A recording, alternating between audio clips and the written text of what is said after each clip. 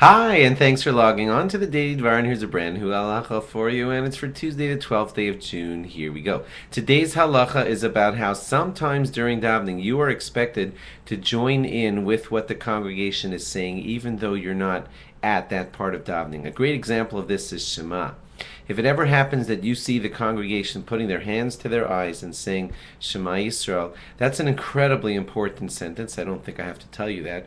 And whenever a congregation is in the middle of saying that, for you to not be part of it is a great disrespect to what's going on where you are and hearing it and everything, and therefore you should join in. Well, how do you join in? You would cover your eyes also, assuming you're not at a part of davening where you're not allowed to be doing other things. Most parts of davening, you're going to be allowed to do this because Shema is that important. So while they're all covering their eyes and saying Shema, you say it too, that first phrase of Shema, because you don't want to be excluded from how they are all accepting upon themselves the yoke of heaven.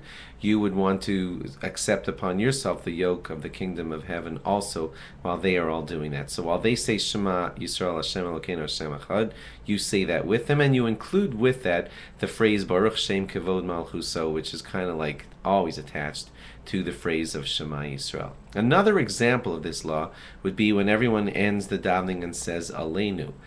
You can't say this at all parts of your davening, but certainly if you're not in the middle of davening, it would apply to you. You say, oh, I already davened. I don't have to say Aleinu. I already said Aleinu like half an hour ago when I finished. But Aleinu l'shabeach l'Adon HaKol means all of us must praise God. When a congregation is saying something like all of us must praise God, how could you be left out of that? And therefore, you too should join with them and say the entire Aleinu, as long as it doesn't ruin the other parts of the davening you're in. You say the entire Aleinu with them because they are saying Aleinu, and you stand as they are standing for it too. If you're an important part of davening, like Shemona Esrei, then yes, you would ignore it. Or even if you were in the middle of Shema, yes, you would ignore it. But in most general other easier and lighter places, especially when you're not davening, you would join with them, stand and say Aleinu like they are saying. Thanks for logging on. Log on again tomorrow for more. Bye-bye.